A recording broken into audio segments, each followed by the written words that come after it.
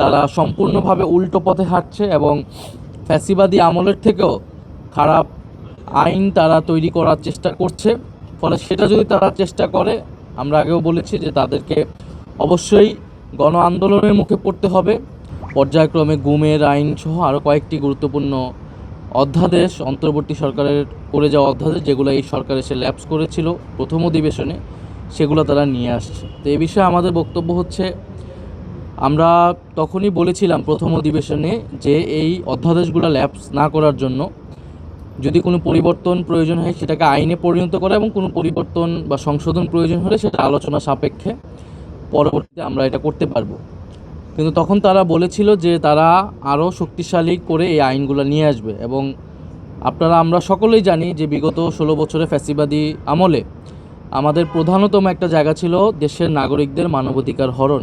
আমাদের সকলের চাওয়া ছিল যে গণতন্ত্র প্রতিষ্ঠার পাশাপাশি গণতন্ত্র প্রতিষ্ঠার জন্যই আমাদের মানবাধিকার এই বিষয়টা যাতে সুরাহা হয়, দেশে যাতে কারো মানবাধিকার হরণ না হয়। এবং গুমের বিষয়টা বাংলাদেশে আমরা আর কোনো গুমের ঘটনা আমরা দেখতে চাই না। যদিও আমরা এই সরকারের সময় একটি গুমের ঘটনা আইন এর খসড়া নিয়ে আসা হচ্ছে, এবং যেখানে মানবাধিকার কমিশন নিজস্বভাবে কোনো তদন্ত করতে পারবে না, যেটা যেই বিগত অধ্যাদেশে ছিল।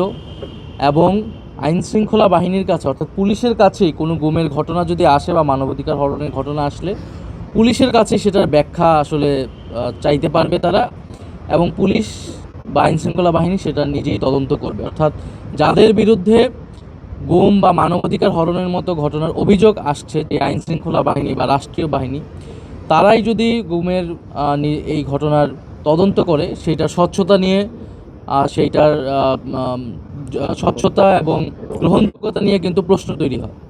ফলে এই যে আইনটি করা হচ্ছে বা খসড়া আনা হচ্ছে, এটা খুবই পরিকল্পিতভাবে দেশে আগের থেকেও, তার মানে বোঝা যাচ্ছে যে মানবাধিকার হরণ হতে পারে, হবে, এবং সরকার কোনো রাষ্ট্রীয় বাহিনীকে দিয়ে এটা করাবে এবং কোনো ধরনের জবাবদিহিতা যাতে নিশ্চিত করা না হয়, এই কারণে তারা এরকম একটা আইন আসলে করতে যাচ্ছে।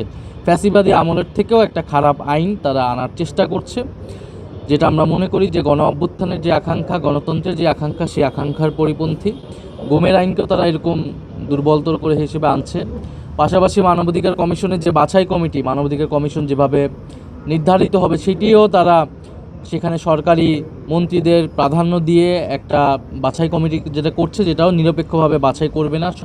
অর্থাৎ যাদেরকে জবাবদিহিতা করার জন্য এই কমিশন সরকার বা নির্বাহী বিভাগকে, তাদের দ্বারাই এই বাছাই কমিটি আবার তৈরি হবে।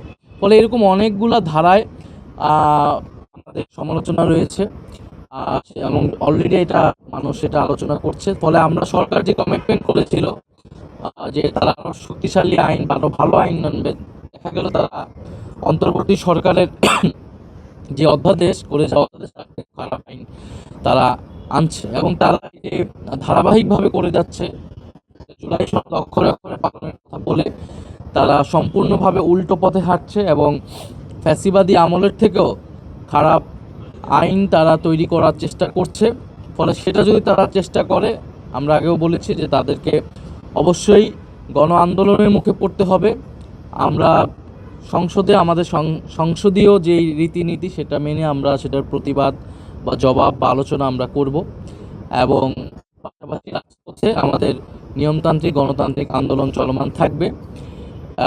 আমরা জুলাই সনদ, গণভোট, এই গণভোটের রায় অনুযায়ী সেই রায়ের দাবিতে আমাদের আন্দোলন এটা চলমান থাকবে 11 দলের। সেই লক্ষ্যে আমাদের যে লং মার্চ, সেই লং মার্চ নিয়েও আজকে আলোচনা হয়েছে। আমরা আপনাদেরকে মাধ্যমে জনগণকে আহ্বান করছি সেই লং মার্চে স্বতঃস্ফূর্তভাবে অংশগ্রহণের জন্য। এবং দেশে এই মুহূর্তে যে বিদ্যুতের সংকট, গ্যাস সংকট, আপনারা দেখছেন মন্ত্রীরাও যখন কথা বলছে বিদ্যুৎ চলে যাচ্ছে, এবং তারা মুখে আবার বলার চেষ্টা করছে ইনিয়ে বিনিয়ে যে দেশে আসলে সংকট নাই, অথবা বলতেছে তারা কোনো কিছুই করতে পারবে না। এবং আরেকটি সংকট যুক্ত হয়েছে, সেটা হচ্ছে সার সংকট। সার সংকটের কারণে আমাদের কৃষকদের ভোগান্তি তৈরি হচ্ছে। ফলে এর মধ্য দিয়ে তারা আবার এই ধরনের ঘৃণ্য আইন পাশ করার চেষ্টা করছে। ফলে আমরা মনে করছি যে জনগণ এটির পক্ষে কোনোভাবেই এটি মেনে নেবে না। আমরা সেই জায়গা থেকে আগামী যেই 30 তারিখ গুম বিরোধী দিবস আন্তর্জাতিকভাবে পালিত হয়, সেটাতে আমরা স্বতঃস্ফূর্তভাবে অংশ নিব এবং আমরা আগামীকালের অধিবেশনে সংসদেও আমরা বিরোধী দলের সংসদ সদস্যরা সেটার আমরা সংসদীয় কায়দায় সেটার জবাব দেব।